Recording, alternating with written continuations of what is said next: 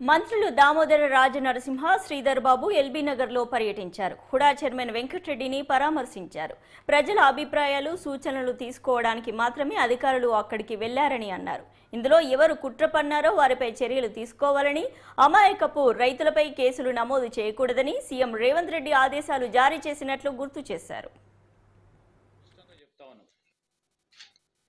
ఎవరైతే దీంట్లో కుట్రదారులు ఉన్నారో వారిపైన చర్య తీసుకోవడానికే ప్రభుత్వం విచారణ జరిపి అమాయకులపైన కేసులు పెట్టే ప్రయత్నం కూడా చేయొద్దని కూడా స్పష్టంగా ముఖ్యమంత్రి గారు కూడా చెప్పడం జరిగింది.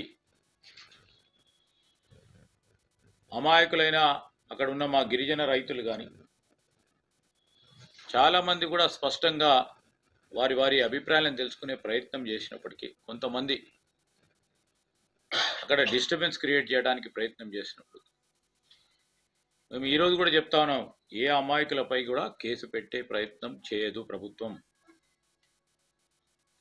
కానీ లా అండ్ ఆర్డర్ భగ్నం చేయాలని, అది కూడా డిస్ట్రిక్ట్ మెజిస్ట్రేట్, కలెక్టర్ అంటే డిస్ట్రిక్ట్ మెజిస్ట్రేట్, వారిని అసిస్ట్ చేస్తా ఉన్న అధికారులపై దాడికి పురమాయించిన వ్యక్తులు పూర్తి స్థాయిలో ఆ విచారణ తెలిసిన తర్వాత తప్పకుండా యాక్షన్ తీసుకోవడం జరుగుతుంది. అధికారులు భయపడాలా, అధికారులను కొట్టాలా, అధికారులను చంపాలా, ఏదో విధంగా భయభ్రాంతులను చేయాలి, విధ్వంసం చేయాలి అనే ఆలోచన ఎప్పుడు కూడా తెలంగాణ సంస్కృతి కాదు.